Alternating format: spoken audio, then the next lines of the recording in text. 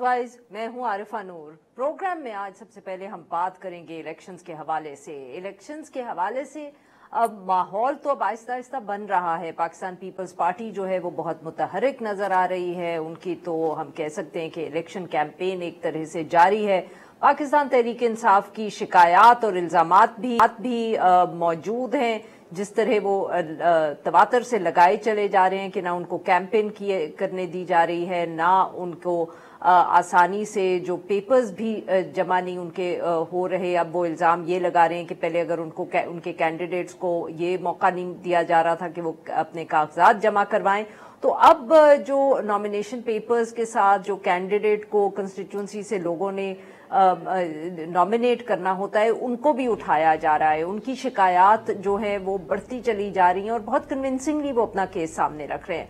पाकिस्तान मुस्लिम लीग नवाज का अगर हम जिक्र करें तो ये एक ऐसी जमात है जो इस वक्त सबको लग रहा है कि आने वाले दिनों में जो इलेक्शन होगा वो पाकिस्तान मुस्लिम लीग नवाज जीतेगी। और पाकिस्तान मुस्लिम लीग नवाज के भी लोगों से बात करें तो कॉन्फिडेंस नजर आता है कि ये वो जमात है जो अगले इलेक्शन को न सिर्फ जीतेगी बल्कि हुकूमत भी बनाएगी। मगर जो एक अजीब बात है जिस पे सवाल उठाए जा रहे हैं वो ये है कि पाकिस्तान मुस्लिम लीग नवाज अब बिल्कुल एक जलसे जुलूस करते हुए इलेक्शन कैंपेन चलाते हुए नजर नहीं आ रही। इसकी एक वजह ये भी हो सकती है कि जो टिकट डिस्ट्रीब्यूशन है उसके हवाले से उनको बहुत हम कह सकते हैं मुश्किलात का सामना है। काफी दिनों से उनकी पार्लियामेंट्री बोर्ड्स की मीटिंग्स हो रही हैं, अभी तक कोई हतमी फैसला सामने नहीं आया।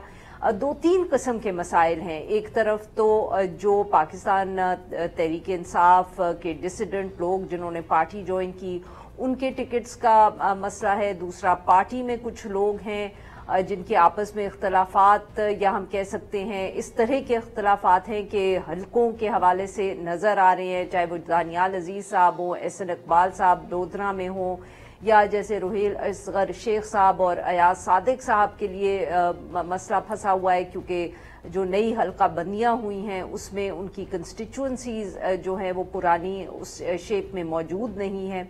और फिर जो पाकिस्तान मुस्लिम लीग नवाज बहुत एक जेनरोसिटी दिखा रही है और हर हम कह सकते हैं एक छोटी जमात से इस वक्त उनके मुज़ाकरात चल रहे हैं सीट एडजस्टमेंट या इत्तेहाद के हवाले से। MQM के साथ भी बहुत हाई प्रोफाइल मीटिंग्स हुई मगर अभी तक कोई हतमी फैसला सामने नहीं आया। इसी तरह IPP के साथ भी मुलाकातें हो रही हैं। यहाँ तक कि जो डॉन न्यूज़ के एक प्रोग्राम में गुज़िश्ता दिनों बात करते हुए खुर्रम दस्तगीर खान साहब ने कहा कि उन्होंने बहुत बड़ा मुतालबा कर लिया है पाकिस्तान मुस्लिम लीग नवाज से और इसकी वजह से अभी तक फैसला नहीं हो पा रहा। MQM के साथ भी जो है इत्तेहाद का फैसला तो हो चुका है मगर सीट एडजस्टमेंट के हवाले से अभी लग नहीं रहा कि कोई जो हतमी फैसले हैं वो इतने आसान हैं।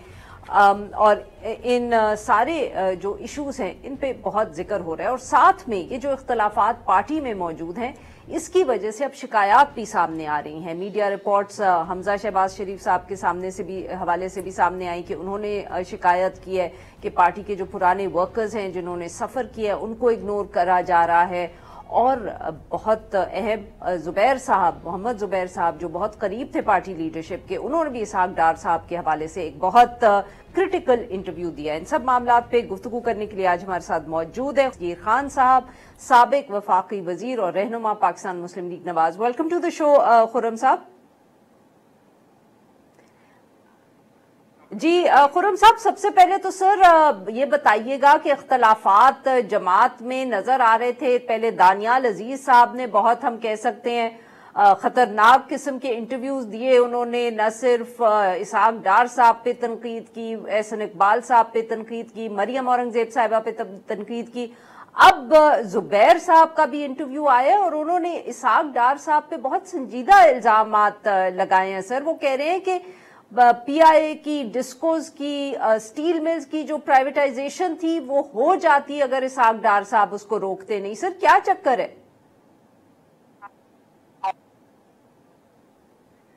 जी देखिए, ये जुबैर साहब ने जो बात की है ये उनका एक इख्तलाफ हो सकता है कि किस वक्त पे प्राइवेटाइजेशन होनी चाहिए थी और वो नहीं हुई। लेकिन چونکہ اس وقت ڈار صاحب جو ہیں وہ ہم ایک IMF پروگرام میں تھے 2015 میں، تو اس کی جو ضروریات ہیں اس کے مطابق ہی پالیسی کے فیصلے کیے جاتے تھے. تو اب ان کا 8 سال بعد یہ کہنا ہے کہ اس وقت 8 سال پہلے یہ فیصلہ درست نہیں تھا، ان کی رائے تو ہو سکتی ہے، لیکن اس میں کوئی حتمی درست یا غلط بات نہیں ہے، ایک پالیسی ڈیسیژن ہے.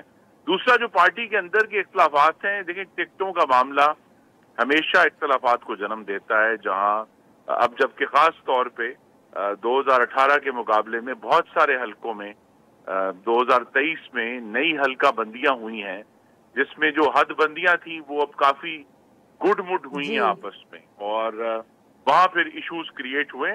لیکن مجھے بڑی توقع ہے، آج بھی میں وہاں موجود تھا پارلیمنٹری بورڈ میں، کہ ہفتے کو جب پارلیمنٹری بورڈ کی آخری جو مجلس ہے وہ ہو جائے گی، اس کے فوراً بعد جو ہیں وہ ٹکٹوں کے فیصلے ان کا اعلان ہو جائے گا، اور ساتھ ہی پارٹی اپنی کیمپین بھی. اچھا سر، یہ بتائیے گا کہ دانیال عزیز صاحب نے شروع میں بہت انٹرویوز دیے، خاموش ہو گئے. زبیر صاحب کا غالباً ایک ہی انٹرویو آیا ہے، ہیڈ لائنز کریٹ ہوئی ہیں، خاموش ہو گئے ہیں. تو سر کیا ہم یہ سمجھیں کہ اب یہ دونوں جو صاحب ہیں، ان کی جو بھی شکایات تھیں یا جیسے آپ کہہ رہے ہیں کہ یہ ان کا اوپینین ہے، وہ ایڈریس کر لیا ہے جماعت نے مسئلوں کو؟ all is well now with these two gentlemen؟ جی دیکھیے، زبیر صاحب نے تو اپنی ایک رائے دی ہے 8 سال پہلے کے واقعات کے بارے میں، اور وہ ان کی رائے اپنی جگہ پر کھڑی ہے کہ اس وقت ان کے خیال میں جب وہ سر آپ بھی ان کیبنٹ میٹنگز میں شامل تھے، may I ask؟ جی میں نے ان کے انٹرویو کے بعد اپنی یادداشت کو کھنگالا ہے، اور میرے نالج میں نہیں ہے، میرے یاد نہیں ہے کہ اس پہ کوئی فیصلہ باقاعدہ طور پر کابینہ میں کیا گیا ہو. بہت سارے فیصلے جو ہیں وہ کابینہ میں آنے سے پہلے ہی روک دیے جاتے ہیں کہ یہ معاملہ کیبنٹ تک نہیں جائے گا.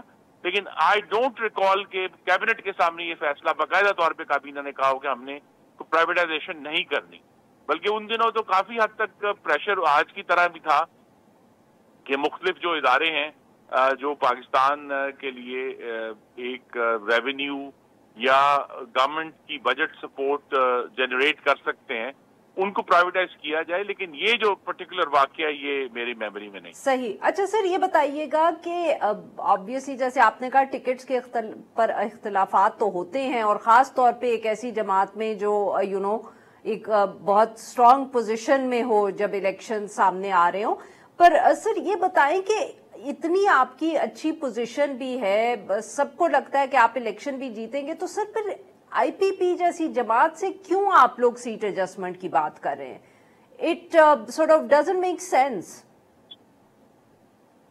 جی دو باتیں. جی پہلی تو بات یہ ہے کہ الیکشن کا نتیجہ الیکشن کی شب ہی آئے گا، اس سے پہلے تو ہم سب اندازے لگا رہے ہیں سرویز کے ذریعے.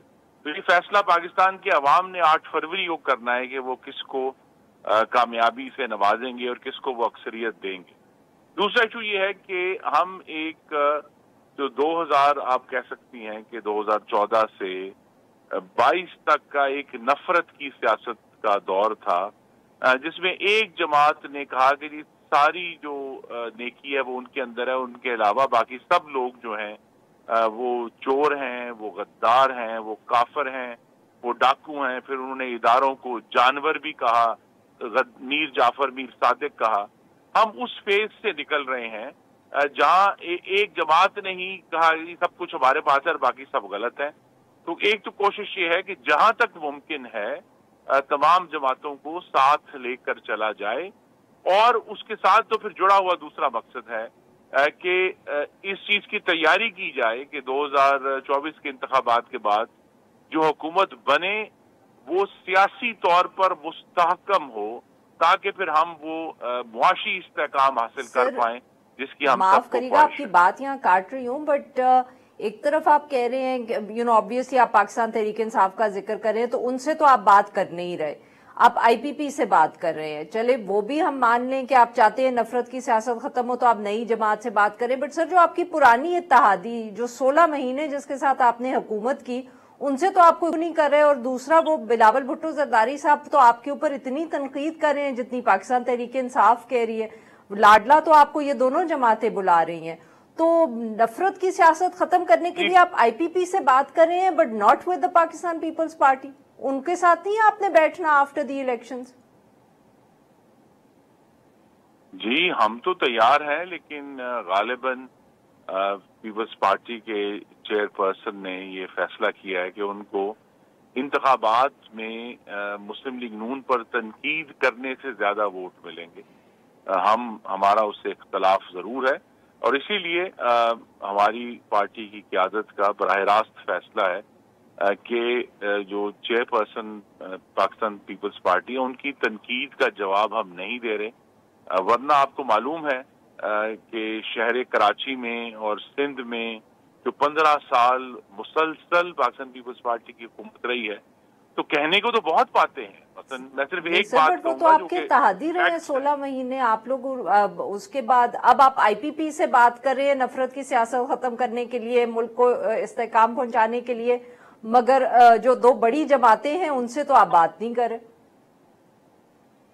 जी देखिए, पाकिस्तान पीपल्स पार्टी से हम हर वक्त बात करने के लिए तैयार हैं, हम आज भी बात करने के लिए तैयार हैं, लेकिन उन्होंने एक फैसला किया है कि वो बराह रास्त इंतखाबात लड़ना चाहते हैं, वो पंजाब में हमसे मुकाबला करना चाहते हैं। अभी रनिंग आउट ऑफ टाइम, आखिरी सवाल रह गया अगर आप इजाजत दें। सर, आप लोगों की मैनिफेस्टो की कमेटी 14 नवंबर को बनी, अब 1.5 महीना गुजरने के बाद अब आप लोगों से एडवाइस मांग रहे हैं और उनकी सजेशंस मांग रहे हैं, तो यानी कि इन अ वे हम ये समझें कि अभी तक आपने मैनिफेस्टो तैयार नहीं किया, 1.5 महीने के बाद अब आप लोगों से सजेशंस मांग रहे हैं। जी नहीं, ये इसकी हमारी मंशूर की तैयारी का हतमी मरहला है। मंशूर लिखा जा चुका है, उसका कुछ हिस्सा जो है उसमें मेरा भी बराह रास्त किरदार रहा है। तो मंशूर तो तकरीबन आज से कोई 15 दिन पहले जो है उसका पहला ड्राफ्ट तैयार था। अब सिर्फ उसको हतमी शक्ल देने से पहले पाकिस्तान के अवाम से और सिविल सोसाइटी से और इंटेलेक्चुअल से राय मांगी गई है कि इससे पहले कि हम उसको मुरतब करके गालिबन नए साल के आगाज में ही वो इशू हो जाएगा, तो उसकी सिर्फ अब हतमी उसकी एडिटिंग जो है वो, अगर कोई राय ऐसी आती है अवाम की तरफ से जो हम समझते हैं कि बहुत जरूरी है उसको शामिल करके, तो मंशूर का ऐलान कर हमजा शहबाज शरीफ साहब नाराज हैं कहीं? जी नहीं, ये देखिए, ये टिकटों का मामला ऐसा है कि जहाँ एक स्केर्स रिसोर्स है, और जैसे आज लाहौर की मीटिंग थी, अब लाहौर में मुस्लिम लीग नून का एक बहुत पुराना ग्रुप जो है वो लॉयलिस्ट का मौजूद है। एक सूबाई असेंबली की सीट के लिए 24 हमें भी उम्मीदवार सामने आए हैं। जब इस तरह की सूरत हाल, तो जाहिर है कि इख्तलाफ राय होगा, लेकिन जिस समय मैंने आपसे अर्ज किया तो वो इख्तलाफ राय का बेहतरीन हल वही है जो मोहम्मद नवाज शरीफ ने किया है, वो ये है कि वो हर एक को, छोटा हो बड़ा हो, अमीर है गरीब है, नौजवान है और बुजुर्ग है, उसको खुद सुना है, उसकी बात सुनी है, उससे इंटरेक्ट किया है, और उसके जरिए ही हम बेहतर इंशाल्लाह फैसलों पर बहुत बहुत शुक्रिया सर, आपने हमारे लिए वक्त निकाला। नाज़रीन, यहाँ पे लेंगे क्लिक, जब हम ब्रेक से वापस आएंगे तो हम बात करेंगे शाह महमूद कुरैशी साहब के हवाले से। Stay with us.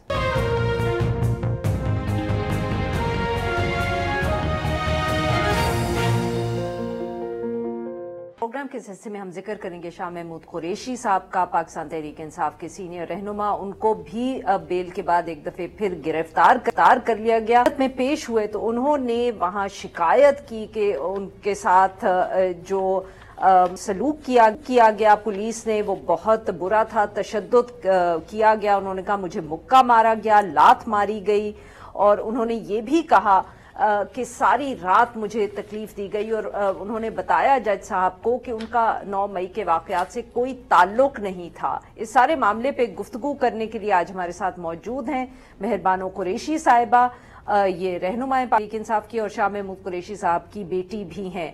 जी मेहरबानो साहिबा, वेलकम टू द शो। बताइए, शाह महमूद कुरैशी साहब ने भी आज बहुत संगीन इल्जामात लगाए कोर्ट में, और आपने भी उनका जिक्र किया जब आपने मीडिया से गुफ्तगू की बाद में। जी अस्सलाम वालेकुम master, thank you for having me on your show. जी मैंने बाद में बाहर आके इसलिए ये बात की क्योंकि उन्होंने कोर्ट के रिकॉर्ड पे ये अपनी स्टेटमेंट रिकॉर्ड कराई है कि उनके साथ जो बदसलूकी कल रात को की गई। اس کا کوئی ان کے پاس جواز نہیں تھا اس طرح کا سلوک کرنے کا. جو انہوں نے عوام کے سامنے میڈیا کے سامنے کل کیا وہ سب نے دیکھا, مگر اس کے بعد بھی انہوں نے, شاید ہم سوچے کہ وہ کسی کو خوش کرنے کے لیے اس وقت کر رہے ہیں, ہمیں تو یہ اندازہ بھی نہیں تھا, نہ خدشہ تھا کہ اس طرح بعد میں بھی کر سکتے ہیں. جس طرح کی بدسلوکی کی گئی اور کس لیے, میرا تو یہ سوال ہے کہ ان کا جرم کیا ہے, غصہ کس بات کا ہے, ایسی کیا چیز کر دی ہے انہوں نے کہ جس کا بدلہ لیا جا رہا ہے اس طرح. نہ ان کی عمر کا لحاظ کیا, نہ ان کے رتبے کا لحاظ کیا, نہ اس بات کا کہ وہ پاکستان کے وزیر خارجہ 2 مرتبہ منتخب وزیر خارجہ, not a care taker foreign minister, ایک الیکٹڈ وزیر خارجہ رہ چکے ہیں پاکستان کے. انہوں نے پاکستان کا بین الاقوامی سطح پہ دفاع کیا ہے ہمیشہ, پاکستان کا, اس کے انٹرسٹ کا, اس کی انسٹیٹیوشنز کا. جی مہربانو صاحبہ یہ بتائیے گا کہ جب جج صاحب سے یہ سب باتیں کے سامنے ہوئی, شاہ محمود قریشی صاحب نے کی, تو کوئی انہوں نے پولیس سے, ایڈمنسٹریشن سے, انتظامیہ سے پوچھا کہ اس طرح کا سلوک کیوں کیا گیا؟ کوئی انہوں نے انکوائری کال کی, کوئی پولیس نے کوئی جواب دیا؟ نہیں, اس وقت انہوں نے کوئی زیادہ سوال نہیں پوچھے, انہوں نے اسٹیٹمنٹ ریکارڈ کی ہے. امید کرتے ہیں کہ جو انہوں نے آرڈر لکھا ہے اس میں انہوں نے مینشن کیا ہوگا یا کوئی سوال اٹھائے ہیں, مگر ابھی تک ہمیں آرڈر ملا نہیں ہے. تو مجھے امید ضرور ہے کہ ان کے آرڈر میں کچھ اس سلسلے میں اس کو لے کر کچھ احکامات ہوں گے اور وہ سینشر بھی کریں گے. اور یہ بتائیے گا کہ اب آپ لوگوں کی جو لیگل ٹیم ہے وہ ان کا کیا خیال ہے؟ شاہ محمود قریشی صاحب کی رہائی کوئی ممکن آپ کو لگتی ہے؟ بٹ یا آپ کے خیال میں اب جیسے اور جو رہنما ہے پاکستان تحریک انصاف, جن کو ایک کیس میں اگر بری کیا جاتا ہے تو دوسرے میں پکڑا جاتا ہے اور مہینوں اسی طرح گزر جاتے ہیں, کہ اب شاہ محمود قریشی صاحب کے ساتھ بھی یہی رویہ اختیار کیا جائے گا؟ اب کتنے کیسز اب ان کے اوپر بنا دیے گئے ہیں؟ Do you have any details regards this? جی, آئی ہیو لاسٹ کاؤنٹ. پہلے جب ہم 6 جون کو لاہور ہائی کورٹ میں گئے تھے تو وہاں پہ انہوں نے بتایا تھا کہ ملتان میں 4 یا 5 مقدمے ہیں اور لاہور میں کچھ ہے. راول پنڈی میں تو کوئی انہوں نے مینشن نہیں کیا تھا, مگر آج انہوں نے 12 مختلف جو جتنی بھی پنڈی ڈویژن کے حدود میں تھانے آتے ہیں ہر جگہ کا کیس تھا. تو آج ان کو جوڈیشل ریمانڈ پہ 14 دن کے لیے 13 ڈفرنٹ مختلف کیسز میں جوڈیشل ریمانڈ دی گئی ہے. اور مجھے امید ہے, ایکچولی میں اسی کی دعا گو بھی ہوں کہ کورٹ سے ہمیں کوئی بلینکٹ آرڈر ملے گا کہ اس طرح نہ کیا جائے. اب دوبارہ مختلف کیسز میں لوگوں کو اس طرح نامزد نہ کریں, کیونکہ آپ 9 مئی کا جو واقعہ ہے جس کی ہم سب مذمت کرتے ہیں, جو کہ بڑا افسوسناک واقعہ تھا, اس کو آپ غیر سنجیدہ بنا رہے ہیں اس طرح کر کے. آپ اس کا مذاق اڑا رہے ہیں, آپ اس کو پولیٹیکل وکٹمائزیشن کے لیے استعمال کر رہے ہیں, اور آنے بہانے آپ کو جس کو بھی ملوث کرنا ہوتا ہے. اب 7 مہینے گزر گئے, پھر بھی لوگوں کا نام مسلسل اس کے اندر انکلوڈ ایڈیشنز کی جا رہی ہیں. تو یہ 9 مئی کا مذاق اڑانا ہے, جو میرے خیال میں ایک بہت ہی غیر سنجیدہ اقدام ہے اور ایک بہت بڑا ثانیہ ہوا. اس کی انویسٹیگیشن بالکل سنجیدگی سے لینا چاہیے, بلٹل نہیں کرنا چاہیے. جی مہربانو صاحبہ یہ بتائیے گا کہ کیونکہ پاکستان تحریک انصاف کے بہت سے لوگوں سے یہ شکایات بھی آ رہی ہیں, پیپرز جمع نہیں کروانے دیے گئے, اس کے بعد جو نامینیز تھے ان کو اٹھایا گیا. آپ لوگ بھی الیکشن کنٹیسٹ کر رہے ہوں گے ملتان سے, قریشی صاحب بھی, آپ بھی, آپ کے بھائی بھی. کیا آپ لوگوں کے ساتھ بھی ایسا کوئی تجربہ ہوا ہے, اور any buddy with in your team? جی, انٹرنلی اب ہم نے جو یہ نامزدگی کا پروسیس ہے, جو نامینیشن پیپرز کا, اس کو ہم نے مشن کشمیر کا نام دیا ہے, بیکاز وہ اتنا ہی مشکل تھا. ہم نے, جیسے کہ آپ جانتی ہیں, شروع میں جب ہم نامینیشن پیپرز لینے گئے, میرے والد کے سیکرٹری ان کو پیپرز دیے, پھر دوبارہ بلایا دستخط کے لیے. جب وہ گئے تو سارے کاغذات چھین لیے, ہمارے NOCs, ہمارے FPR ریکارڈ, سب کچھ چھین لیا اور پیپرز بھی چھین لیے, اور اس سیکرٹری بیچارے کو MPO آرڈر کے تحت نظر بند کر دیا. بہت اس کے بعد وہ مرحلہ ہوا, تو آگے بھی بہت اسی طرح کی مشکلات سامنے ہوئی, بٹ ابھی تک نامینیشن پیپرز فائل ہو گئے ہیں. آگے اسکروٹنی میں اللہ مانے. بہت شکریہ مہربانو صاحبہ, آپ نے ہمارے نکالا. ناظرین, یہاں پہ لیں گے ایک چھوٹا سا بریک, اور جب ہم بریک سے واپس آئیں گے تو ہم بات کریں گے معیشت کے حوالے سے. Stay with us.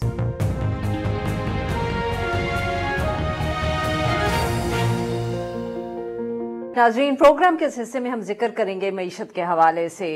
इलेक्शंस में भी इस वक्त अगर कोई टॉपिक सबसे सामने है जिस पे सबकी तवज्जो है तो वो मईशत है। इस वक्त सब जानते हैं कि जो भी नई हुकूमत बनेगी उसकी जो पहली प्रायोरिटी होगी वो मईशत होगी। नया जो एक्सटेंडेड फंड प्रोग्राम है जो हमने IMF से नेगोशिएट करना है और उसके साथ जो रिफॉर्म्स का पैकेज आएगा। इसी हवाले से वर्ल्ड बैंक की भी एक ताज़ा तरीन रिपोर्ट सामने आई है जिसमें ये कहा गया है कि पाकिस्तान का जो अब मुआशी सिस्टम है वो नाकारा हो चुका है। It's not working any more. ना वो लोगों के लिए काम कर रहे हैं ना मुल्क में, और पाकिस्तान अपने खित्ते में सारे जो बाकी ममालिक हैं उनसे पीछे रह गया है। इन सब मामलात पे बात करने के लिए आज हमारे साथ मौजूद हैं अम्मार हबीब खान साहब, माशियात हैं, तवानाई के इश्यूज पे गहरी नजर रखते हैं, और हमें ज्वाइन किया है डॉक्टर आबिद सुलेरी साहब ने, एग्जीक्यूटिव डायरेक्टर है SDPI। Welcome to the show gentleman. जी अम्मार साहब, आपसे गुफ्तगू का आगाज करूंगी। सर, एक तरफ तो मुझे ये बताएं कि ये हर एज अ ले पर्सन मुझे ये लगता है कि हर हफ्ते या हर 10 दिन के बाद जो इंटरनेशनल फाइनेंशियल इंस्टीट्यूशंस हैं उनकी तरफ से कोई ना कोई प्रेस रिलीज या कोई ना कोई ऐसी रिपोर्ट आ जाती है जो बार बार ये कहती है कि पाकिस्तान के सिस्टम में बहुत रिफॉर्म की जरूरत है, अब रिफॉर्म होना चाहिए, मईशत नहीं चल रही। सर, ये क्या इज दिस रूटीन? और मेरे जैसे लोगों को सिर्फ एहसास इसलिए हो रहा है क्योंकि अब बहुत ज्यादा बात हो रही है, या सचमुच वो पाकिस्तान को कोई ज्यादा एक पैगाम देना चाह रहे हैं? देखें जी, हो ये रहा है कि पाकिस्तान काफ़ी कई सालों से जो है हम समझे हमारे अखराजात ज़्यादा हैं मगर आमदन हमारी कम है। तो जब खर्चे बढ़ते जाते हैं तो हम क्या करते हैं, हम बैंकों से दूसरे इदारों से जो है वो उधार लेते रहते हैं, और एक वक्त आता है कि जो उधार देने वाले होते हैं वो भी कहते हैं कि हम उधार ज़्यादा नहीं दे सकते। तो वो समझे वो वक्त आ गया है, हमारे अखराजात जो हैं वो रुक नहीं रहे हैं, हुकूमत जो है वो कंटिन्यूसली बोरो करे जा रही है अपने अखराजात को मीट करने के लिए, और जो आमदन है, टैक्स है या दूसरे तरीके से जो रेवेन्यू आ रहा है वो आ नहीं रहा है, जिसकी वजह से जो है हुकूमत के पास इतने पैसे नहीं बन पा रहे हैं कि वो किसी किस्म का जो खसारा है उसको कवर कर सके या आमदन को ज़्यादा कर सके। जब ये होता है तो फिर हमें जो है दूसरी किस्म की, जैसे कहते हैं कि किल्लत होती है दूसरी चीज़ों में, यही पैसा जो कि एजुकेशन पे, हेल्थ पे या दूसरी जो इंफ्रास्ट्रक्चर पे लग सकता है वो आपके पास अवेलेबल नहीं होता है। तो ये हालात चल रहे हैं, और जिसकी वजह से हमारी ग्रोथ जो है मुल्क की वो भी नहीं हो पा रही है। 2-3% से ज़्यादा हम लोग अब इकोनॉमिक ग्रोथ भी नहीं आ पा रही है। उसकी वजह भी यही है कि जो पिछले 4-5 इनफैक्ट 10 साल में जो भी हाई ग्रोथ के ईयर्स होते थे हमारे, जो जिन सालों में हमारी हाई ग्रोथ थी उसमें होता यही था कि हम मुख्तलिफ जगहों से पैसे बोरो करके और कंजम्पशन करके ज़्यादा हमारी ग्रोथ आ जाती थी। अब मसला ये हो रहा है कि अब वो बोरोइंग अवेलेबल नहीं है, जब हम कहीं से बोरो नहीं कर पा रहे इसी तरह हम ग्रोथ भी नहीं ला पा रहे। तो एक जैसे कहते हैं कश्मकश में फंस गए हैं कि जब तक ये रिफॉर्म्स नहीं होंगे, जब तक अखराजात कम नहीं होंगे, अखराजात लेवल आउट नहीं होंगे और आमदन नहीं बढ़ेगी, उस वक्त तक मुश्किल है कि हम किसी भी किस्म की एक सस्टेनेबल जैसे कहते हैं इकोनॉमिक ग्रोथ ले सकें। डॉक्टर साहब, आपने अम्मार साहब की बात सुनी। सर, एक तरफ तो ये बार बार रिपोर्ट सामने आ रही हैं, स्टेटमेंट्स हैं सर, और दूसरी तरफ पिछले दिनों में मोहम्मद जुबैर साहब, पाकिस्तान मुस्लिम लीग नवाज से जिनका ताल्लुक है, उन्होंने साहब डार साहब के हवाले से एक इंटरव्यू जो दिया, अब सर टाइमिंग के हवाले से कि क्या अब ये PMLN के ऊपर भी हम इसको समझ सकते हैं कि ये तनकीद है कि they are not ready to perhaps do the reforms that are needed? देखिए आपका इस वक्त ये जो क्वेश्चन था ना कि वन इज रेडी और नॉट, ये क्वेश्चन तो मेरा ख्याल है बहुत गैर मुतल्लका हो गया। कोई भी इस वक्त हुकूमत में आए, अगर वो हुकूमत जो है इलेक्शन के बाद आने वाली रिफॉर्म्स में संजीदा नहीं होगी तो खुदा न खास्ता वो जुलाई 2023 वाले हालात जो हैं वो आने में देर नहीं लगेगी। इस वक्त जो अगली हुकूमत होगी उसके पास जो टोटल मार्जिन है इलेक्शन जीतने के बाद और अगला IMF का प्रोग्राम नेगोशिएट करने में वो 1 महीने का है। जो ही ये स्टैंड बाई एग्रीमेंट ख़त्म होता है साथ ही एक नया प्रोग्राम जो है वो नेगोशिएट करना होगा, और उस प्रोग्राम को नेगोशिएशन में ये सारी रिफॉर्म्स उसमें उसका हिस्सा लाजमी बनेगी। नहीं बनेगी तो प्रोग्राम डिले हो जाएगा। प्रोग्राम डिले होता है तो उसका फितरी नतीजा ये होगा जून में जो बजट है वो नई हुकूमत को बजट बनाना एक मसला बन जाएगा। तो इस वक्त हर चीज़ दूसरे से जुड़ी हुई है और उसमें गलती की गुंजाइश बिल्कुल भी नहीं। तो मैं इसमें नहीं जाता कि माजी में क्या हुआ, किसने कौन सी जो थी अपॉर्चुनिटी मिस की, लेकिन मैं ये ज़रूर कहना चाहूँगा कि وہ ساری جو لگژری میسر تھی ان اپرچونٹیز کو مس کرنے کی، وہ اب مارچ آنورڈ میسر نہیں ہوگی. تو جو بھی حکومت میں آئے گا اس کو یہ کانٹوں کا تاج ہے جو سر پہ پہننا ہے، اور اسی میں لے کے پاکستان کو میک اور بریک سینیریو میں آگے لے کے جانا ہے. بالکل ناظرین، یہاں پہ لیں گے ایک چھوٹا سا بریک.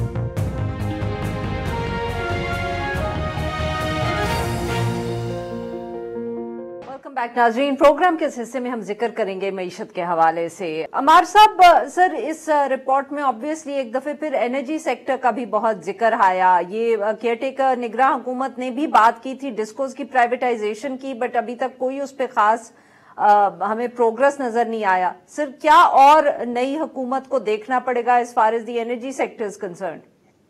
دیکھیں، انرجی سیکٹر کی جب تک ریزالو نہیں کریں گے اس کے ایشوز، تو اس وقت تک آپ انڈسٹریل گروتھ نہیں آ سکتی، اور کسی بھی جب تک انڈسٹریل گروتھ نہیں آئے گی آپ کا ملک جو ہے ہمیں اکنامک گروتھ نہیں مل سکتی. تو بہت ضروری ہے انرجی سیکٹر کو ریزالو کیا جائے. اس میں بے تحاشا ایشوز ہیں.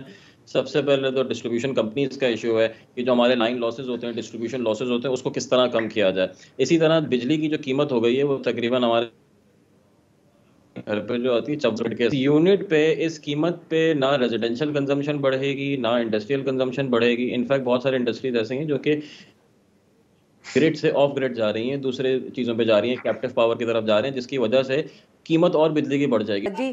جی ڈاکٹر عابد سلیری صاحب، پچھلے دنوں میں بلاول بھٹو زرداری صاحب نے ذکر کیا کہ وہ اگر پاور میں آئیں گے تو وفاقی وزارتیں کم کر دیں گے.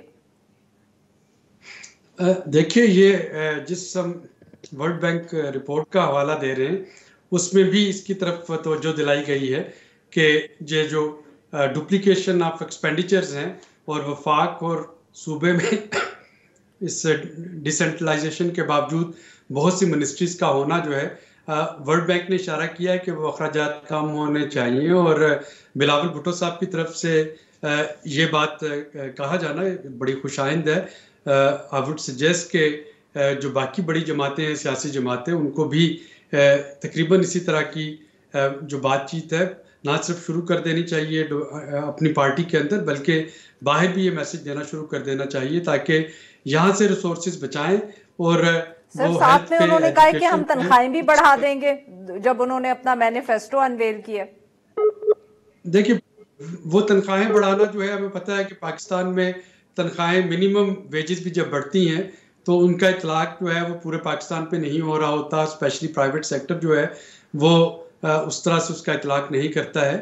اور جو تنخواہیں ہیں وہ تو ویسے بھی بڑھ رہی ہوتی ہیں. میں اس کو بہت زیادہ شاید اس سے فرق نہیں پڑ رہا ہوگا کتنی بڑھیں یا نہ بڑھیں، لیکن یہ جو آپ کے ڈپلیکیشن آف ایفرٹس اور ڈپلیکیشن آف منسٹریز اور ڈپلیکیشن آف ایکسپینڈیچرز ہے، اس کو ہمیں بہرحال کرٹیل کرنا ہوگا تاکہ وفاق اپنی باقی ذمہ داریاں پوری کر سکے.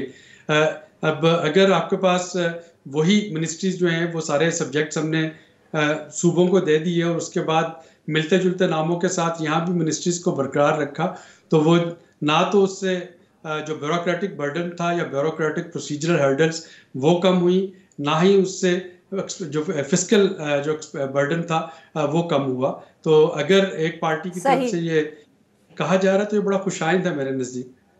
بالکل ٹھیک. عمار صاحب، کنکلوڈنگ ریمارکس سر. دیکھیں جی، اگین وہی یہ فسکل ریفارم، انرجی ریفارم، یہ دو چیزیں کرنی ضروری ہیں. اس کے بغیر جو بھی حکومت آئے گی وہ کچھ نہیں کر پائے گی انلیس ان دو چیزوں پہ ریفارم کریں. اگلے 1 سے 2 سال پہلے، جیسے ڈاکٹر صاحب نے فرمایا کہ پہلے تو ہم گئے IMF کے پروگرام میں جانا ہوگا، IMF پروگرام کے بعد تھوڑی میکرو اسٹیبلائزیشن آئے گی تو انرجی کی طرف جانا ہوگا. یہ ساری چیزیں جا کے ریزالو ہوں گی تو ہم کسی نہ کسی گروتھ کی طرف جا سکتے ہیں، ورنہ بہت مشکل ہو جائے گا اور اسی میں ہم 2 سے 4% کی گروتھ کے درمیان اٹکے رہیں گے. بہت بہت شکریہ ہمارے 2 مہمانوں کا، انہوں نے ہمارے لیے وقت نکالا. ناظرین، آج کے لیے now we will be back on Monday.